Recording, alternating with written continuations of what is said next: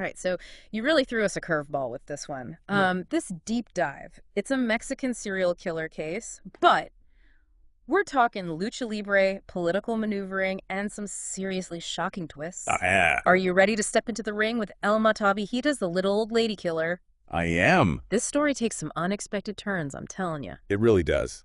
Look. Yeah, it's fascinating how this case blends spectacle politics and Mm. just a chillingly flawed investigation. Sometimes the most obvious answers are the ones that we just overlook completely. Totally. So let's rewind to 2006 in Mexico City. Picture the Arana Coliseo. It's this lucha libre arena packed and buzzing with energy. Oh, yeah. You can feel it. Lucha Libre is deeply ingrained in Mexican culture. It's Yeah. way beyond just a wrestling match. Right. It's the drama, the characters, the iconic masks.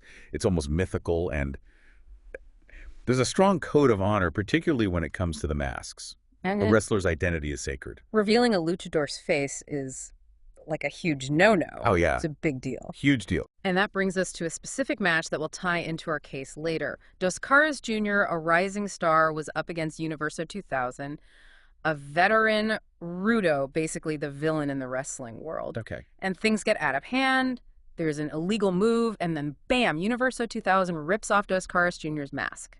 Oh, wow. The crowd erupted. It was pure mayhem. Yeah, that incident breaking that sacred rule that speaks volumes of the power of the mask, the symbolism of the hidden identity. Right. Keep that in mind as we go deeper into this case. Okay, so the next day, a completely different scene unfolds. Yeah. A young student, Howell Lopez, comes home from work and makes a horrifying discovery. This is where the case of El Mataviejitas really kicks off. Howell finds his landlady, 82-year-old Ana Maria Reyes, murdered. Yeah. The scene is brutal, beating strangulation with a stethoscope. The place is just in disarray. And tragically, this wasn't an isolated incident. Right. The police uncovered a series of murders of elderly women going all the way back to 1998, all with chilling similarities. The strangulation weapons fashioned from everyday household objects and a specific victim profile. These were elderly women living alone, many of whom were part of the Civil Aid program, a government social welfare initiative that provided financial assistance to the elderly. So this pattern, a consistent MO, starts to raise some serious red flags. The police were dealing with a potential serial killer at this point. Right, but here's where things take a bizarre turn. Okay. The authorities, specifically then Governor Andres Manuel Lopez Obrador, Wow. he denied the existence of a serial killer. What? Yeah, he claimed it was a political scheme to discredit his social programs and hurt his presidential ambitions.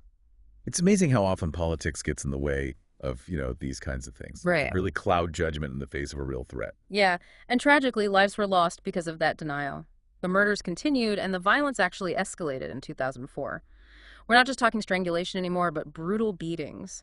One victim even showed signs of being body slammed. That sounds familiar. Yeah, it does, doesn't it?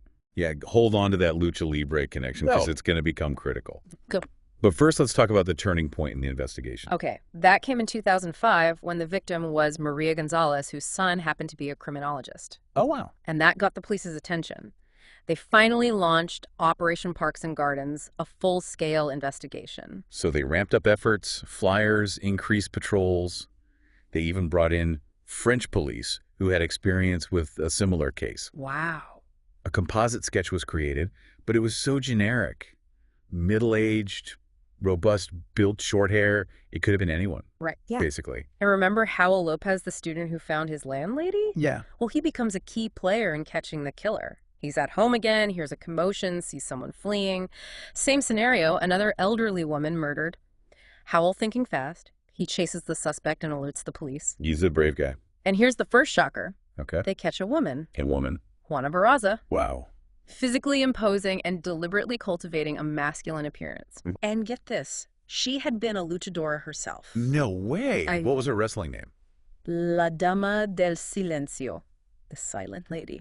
That's incredible and kind of creepy in hindsight. Right. Yeah, So she had this whole other life, this secret identity. exactly. And it's here that Lucha Libre connection comes full circle. Right. Juana's background in wrestling, her physical strength, her rudo persona, it starts to make a terrifying kind of sense. But how did the police miss this for so long? They had descriptions of a large woman at crime scenes, even fingerprints from one encounter. Well, this is where it gets really interesting. Yeah. The police were so fixated on a male killer, influenced by that French case, Right. that the perpetrator is a man disguised as a woman, that they completely overlooked the obvious. Wow. They even arrested transgender women with absolutely no evidence. That's shocking. They were so blinded by their assumptions that they missed a mountain of clues pointing to a woman. And the irony is, the very day Baptiste declares the murder solved, another woman is killed. Oh my gosh. A tragic missed opportunity, to say the least. It's incredible how bias can completely derail an investigation.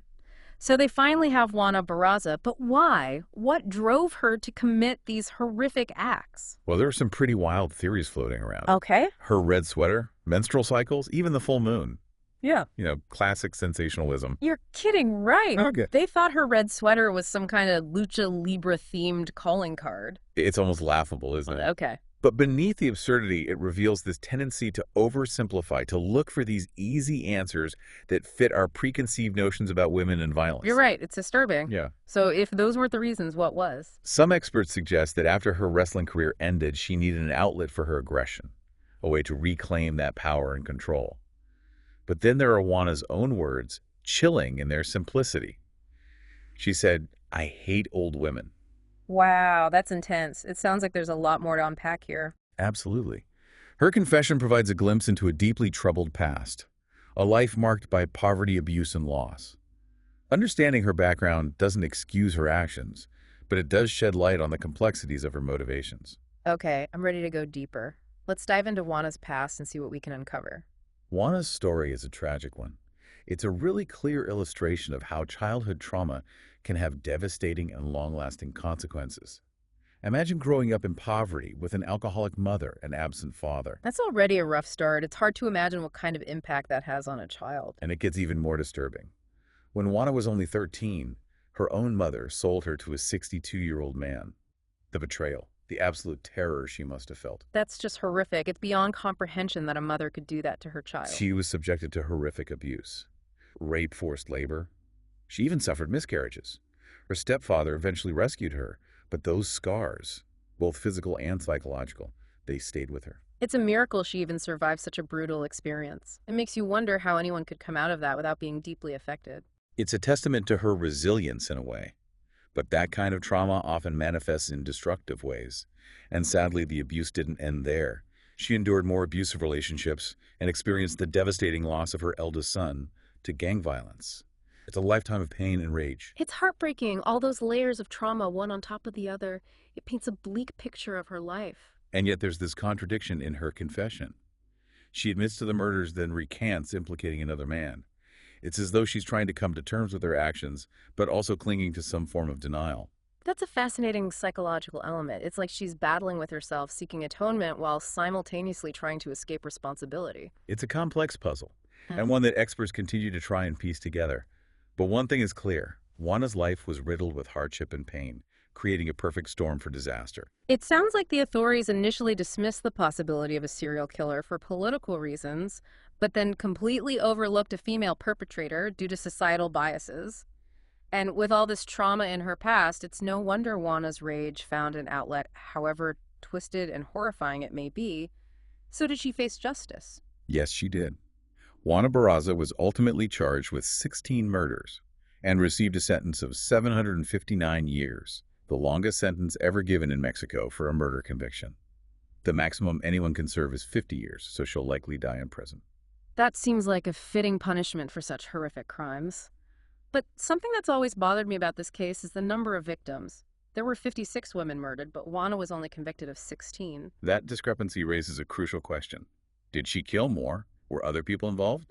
Or did the authorities simply stop investigating once they had their scapegoat?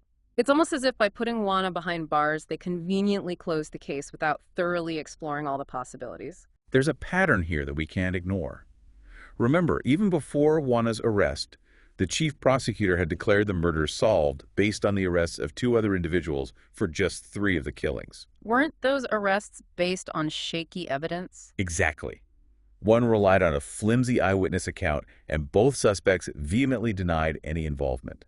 It almost seems like they were more concerned with appearances with closing the case quickly than with uncovering the whole truth. That's a troubling thought, and it circles back to the initial denial of a serial killer by the governor. It makes you wonder if that delayed response, that reluctance to acknowledge the problem, allowed the killer or killers to continue operating for so long. That's a chilling thought. This case has so many layers, so much complexity. We have Juana Barraza, the confessed killer behind bars, but the inconsistencies, the unanswered questions, it all points to something more, something darker. This is far from a simple story of good versus evil. It's a tangled web of social inequalities, gender bias, political maneuvering, and a justice system that seems at times more concerned with appearances than with actual justice. It's a reminder that even when we think we have all the answers, there might be more to the story, more victims, more perpetrators, and that those in power, their choices and biases, can have a profound impact on the pursuit of justice. Yeah, it's mind-blowing how much this case reveals not just about the crimes, but like the systemic issues that allowed them to happen. Like it makes you question everything. Yeah, it really does. This case offers some critical lessons, I think, especially when it comes to criminal profiling. It Yeah. exposes the danger of, clinging to preconceived notions, trying to fit suspects into these neat little boxes. The police were so focused on the male killer idea, influenced by that French case, that they missed the very real possibility of a female serial killer. Right. It's like they had tunnel vision, like witness accounts, physical evidence, all dismissed because it didn't match their profile. And because of that, Juana Barraza was free to continue her crimes for far longer than she should have been, right? It also raises questions about how we perceive violence, particularly through the lens of gender society. It tends to link physical strength and aggression with masculinity. The idea of a woman, let alone an older woman, brutally killing multiple victims was just inconceivable to them. Yeah, they couldn't reconcile that image of a grandmotherly figure with such brutality. It's like their own stereotypes blinded them. And that bias wasn't limited to the police either. The media, the public, everyone was fixated on a male killer. Even the theories about Juana's motive, like the red sweater or menstrual cycle, they smack of a kind of misogynistic sensationalism. It's almost as if they were desperately searching for any explanation, no matter how ridiculous, that fit their preconceived notions of what a female criminal should be like. Yeah, this case is a stark reminder that we all carry biases, whether we're aware of them or not. And it's crucial that we acknowledge and challenge those biases, striving for objectivity, especially when it comes to justice. Right. It's a lesson that extends far beyond law enforcement, too. It impacts all aspects of our lives, Oh, absolutely. like how we judge others, how we process information, how we make decisions.